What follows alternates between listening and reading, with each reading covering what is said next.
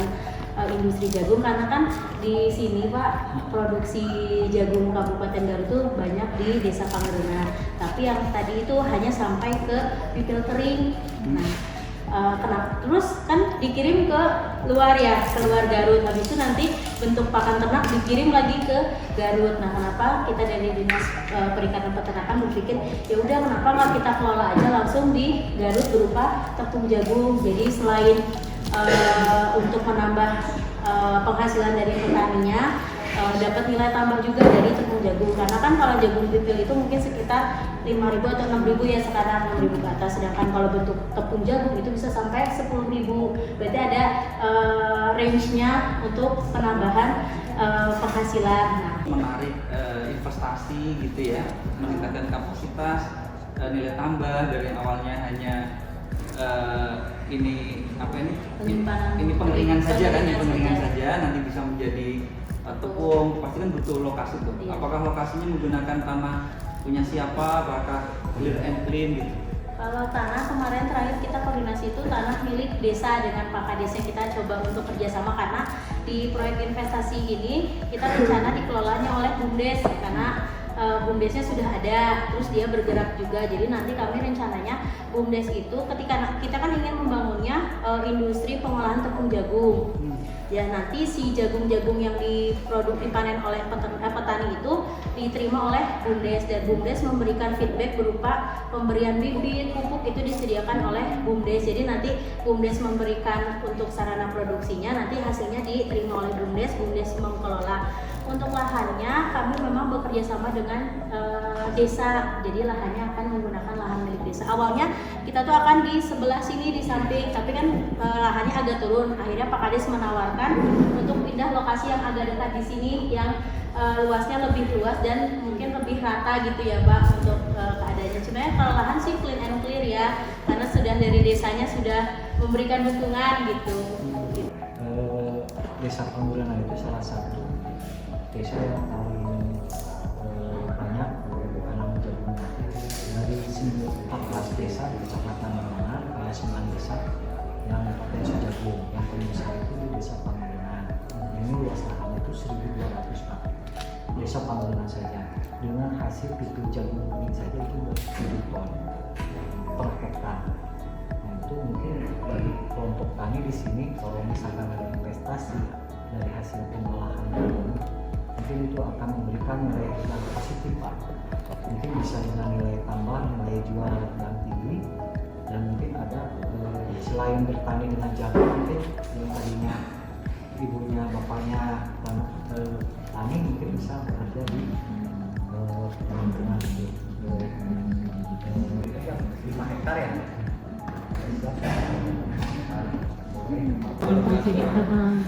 Perkenalkan saya Sunaria, saudara panggil Pak ya, dari kelompok tani Mekarsari 2 di sini yang sekaligus mungkin pengolahan ini ketika daya ini.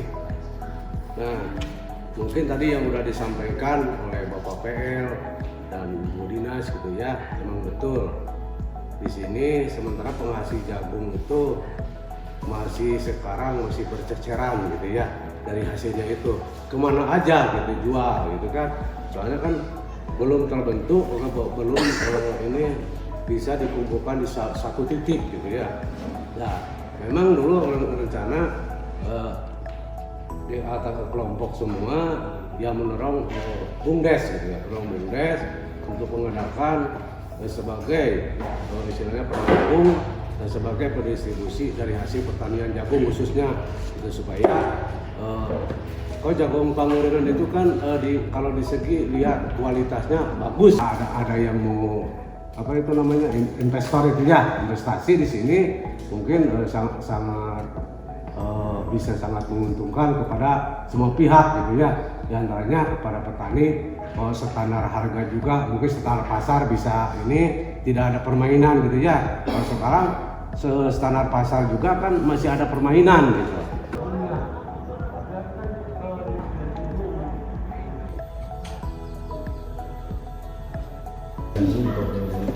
Jadi potensi Garut itu tidak hanya di Pangerena, tapi juga ada di Banyuresmi, ada juga di Karangpawitan. Jadi kalau dilihat itu luar biasa produksinya setiap tahun. Nah ini terkait dengan bagaimana misalnya yang pertama tadi produksi ini kan tidak semuanya bisa dilakukan di sini karena produksinya sangat terbatas. Terus yang kedua ini terkait dengan ini kan penjualannya itu ini rata-rata sekarang ini kan petani itu banyak dikuasai oleh para pengepul ya Pak. Nah ini kan menjadi problem kita Pak. Jadi bagaimana misalnya Dinas Pertanian untuk menyelesaikan masalah ini kan kalau dulu itu sebut ijon ya. Jadi pengepul itu karena keterkaitan dengan pengepul itu ini kan harusnya itu ada intervensi dari pengelola keuangan.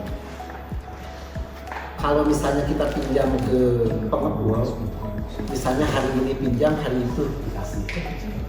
Kebutuhan hari ini, misalnya buat beli apa, pinjam langsung dikasih. Nah ini kan kalau dengan bagaimana akses kepada pengelola keuangan itu kan tidak seperti itu. Diharapkan kami berharap KDMB itu sebagai mitra bisa melakukan monopoli di dalam pengawasan produk-produk.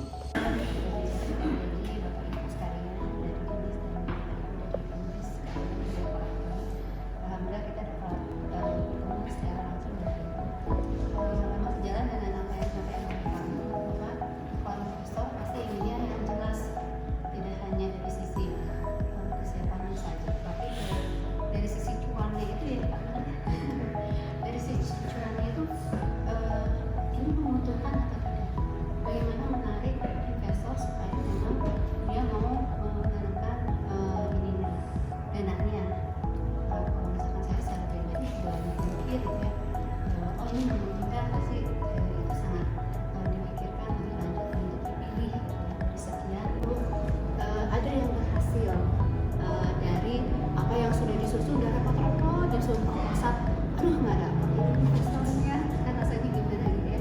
Tapi betul juga menurut Bapak mungkin ada yang belum bisa mencapai dari sisi sudut pandang si investornya. Kita hanya melihat dari sisi pandang kita saja sebagai dinas atau para pelaku usaha UMKM-nya. Nah, mudah-mudahan kita bisa terus dengan tetapi bagaimana UMKM menjadi mayoritas. Dan di kami juga ada program kemitraan penuh, dan kemitraan ini tidak hanya memitrakan antara usaha besar dengan UMKM, tapi antara UMKM seperti tadi sampaikan mengenai tabun ya, yang kokon ini jagung itu ada yang menemukan juga di Subang misalkan, itu yang perusahaan produksi susu kan dia memiliki sapi-sapi. Sapi-sapinya itu dikembangkan dari Australia, kemudian makanannya itu adalah karbon ini. Jadi kalau misalkan tadi Pak Adi sampaikan kalau di sini memerlukan tapi harus berproses dulu, kalau di sana enggak Bu. Dan itu dari yang saya ketahui dari kebutuhan mereka 30% baru bisa dipenuhi oleh Jawa Barat.